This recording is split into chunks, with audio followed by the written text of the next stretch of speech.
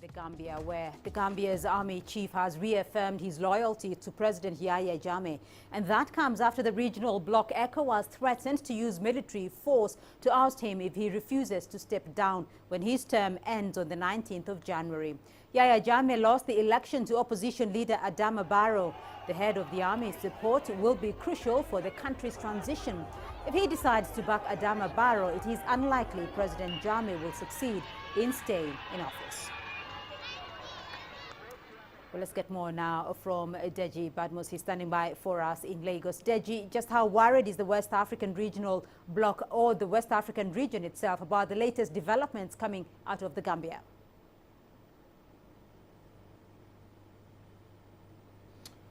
Well, Beatrice, it's still early to tell how worried the West African bloc is, but fact is that the security chief's position did not come as a surprise to a lot of security analysts here. For instance, President Jammeh is still the president of Gambia, and in fact, the security chief is expected to be loyal to the president of the country until that time comes when he's supposed to leave power. But there's no question at all that what he has done is to pledge absolute loyalty to the president of the country, and it appears that he's ready to back the president even after his term expires on the 19th of January. But that is not to say that the president now has the entire military behind him. We just have to wait and see how it all plays out. But in terms of that concern, if you like, it's not raising any issue here, even though today we saw the vice president actually of the Nigerian Senate, that's the deputy Senate president, coming out to advise ECOWAS not to adopt a military option against the Gambia, saying that you know, that the bloc should just consider sanctions and some other measures and not really military option now. But we just have to wait and see if that is the position ECOWAS would take. But because we know that ECOWAS has said President Jammeh has to leave office by the 19th of January. Well, Badjie, that is the issue, though, because the regional bloc ECOWAS had threatened to use military force there. So will ECOWAS still send in troops now that the army chief backs Jammeh?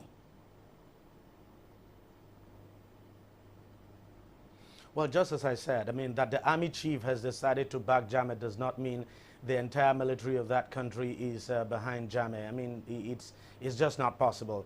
But we still have to wait and see. Now, will ECOWAS still go ahead to send military troops if all the negotiations it is carrying out behind the scene now fails? It's very likely, because it's difficult to see ECOWAS changing its position. But President Muhammadu Buhari, who is one of the co-chair of the negotiating team, as well as John Dramani Mahama of Ghana, have actually been intensifying their negotiation. We understand that they've been speaking to all the sides, and they are hopeful that they'll be able to resolve these peacefully. But the fact is, as things stand, if at the end of the day negotiations failed, there's no question at all that there will be sanctions.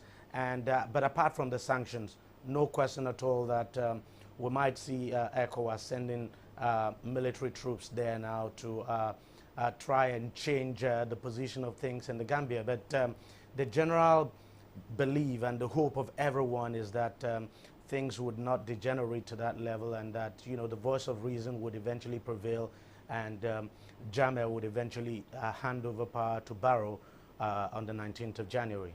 All right, Badjie Badmus for us there in Lagos.